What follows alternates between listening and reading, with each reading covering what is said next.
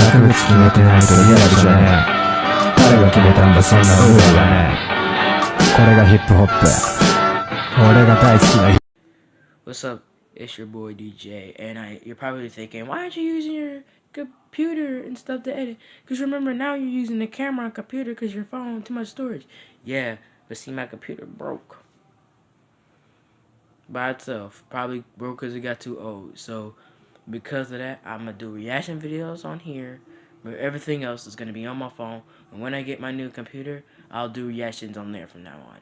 But okay, so basically like, comment, subscribe. This is scary video, so yeah, I guess this week's videos is just gonna be scary. So yeah, so I guess brace yourself and yeah, let's get this started. And this is called 8 Delivery App Horror Stories Animated. So without further ado, let's get into the video.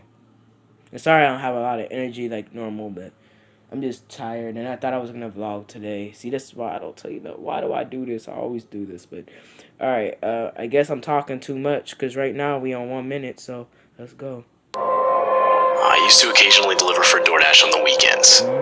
This happened about a year ago, and at the time, DoorDash was new to my area.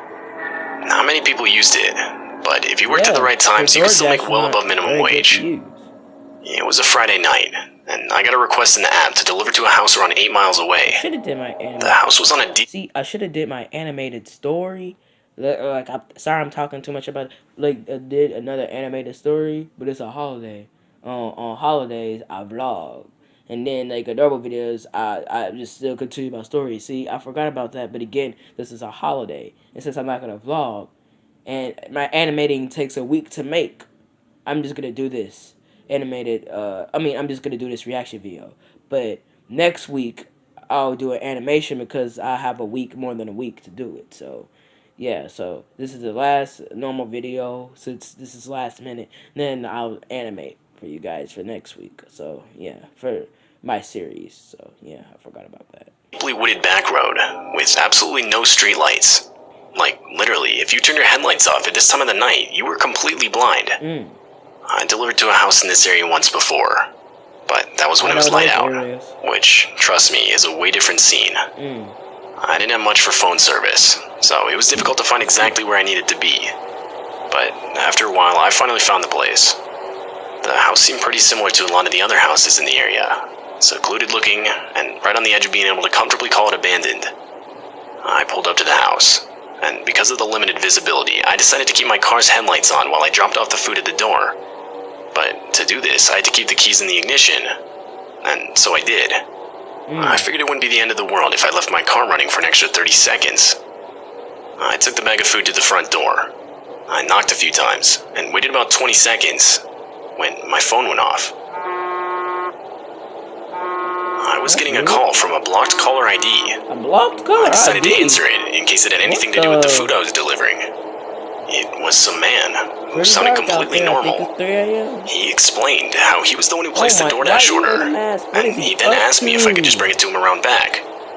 I was already sketched out as is, and so I told the guy no way.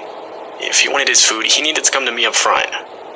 But to that, the line just went dead. I told myself I'd wait at the front door for 1 more minute, and if this guy didn't show up, I was just gonna leave. Maybe 30 seconds passed, and the guy did show up. The front door opened, and I looked at the dude. He was wearing a black ski mask, and was just standing there looking at me.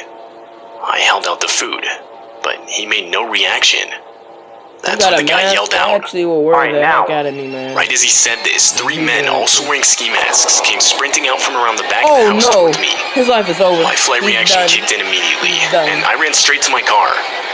I opened the door, put it in drive, and hit the pedal to the floor in no less than 2 seconds. The men were able to hit my car a good amount of times before I was able to drive off. With what, I don't know, but something strong enough to break my back passenger side window and make a few other dents. Not even a minute into driving off, and I got 2 back-to-back calls from a blocked caller ID that I can only assume were both from the same guy. I let both calls ring until they stopped. I was shaking uncontrollably and still struggling to regain my composure. But after a few minutes, I calmed down enough to call the police and report the incident. And that was that. After that, I don't know what ended up happening, that whole job. and I genuinely don't want to know. I've tried to distance myself from the whole situation as much as possible. It's beyond terrifying for me to imagine what those guys had planned for me that night. A part of me thinks it was just to rob me, but another part of me thinks they wanted to kidnap me, or worse. These people on these scary animations be looking mean, but I guess that's the goal.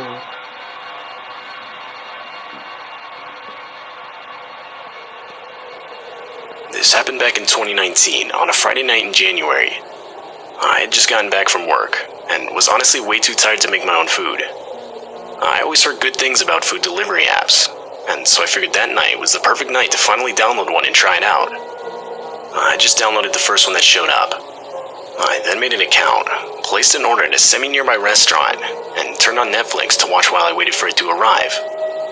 Now, it's worth mentioning that on this night in particular, there was a lot of snow on the ground. The app said the delivery would take around 20 minutes, but I figured that didn't account for the terrible driving conditions. I honestly assumed it would probably take double that. I can't remember exactly how much time had passed, but it finally got to a point where I figured I'd just forget it and cancel the order. But right before I did, I got a message from the driver. Word for word, the message read, Uber Eats. "Can't find your house. What's your personal phone number?" Now, Why you you wanna gotta know? remember, I had just downloaded the app that night. So, I didn't know if it was common or not for drivers to ask for their customers' personal phone numbers. But I ended up giving it to him anyway. You moron. Around 10 minutes later, he would contact me, but not over a phone call like I expected. The guy texted one more me, minute, saying he'd be at my y'all. place with the food in I'm 10 about to minutes. end the video. This unsettled me a bit. Hey, I was under the impression he needed my phone also, number so he new could call me and give album, better new special directions, album coming out next but year. I just tried to brush it off. So, stay tuned for that. Around 10 also. minutes later, I would get another text saying he left the food on my doorstep. I went outside to get it and sent a text back thanking him. I figured that was that. But Alright, we'll put a around chronological and hope you had a nice Black Friday and Prince Deej out.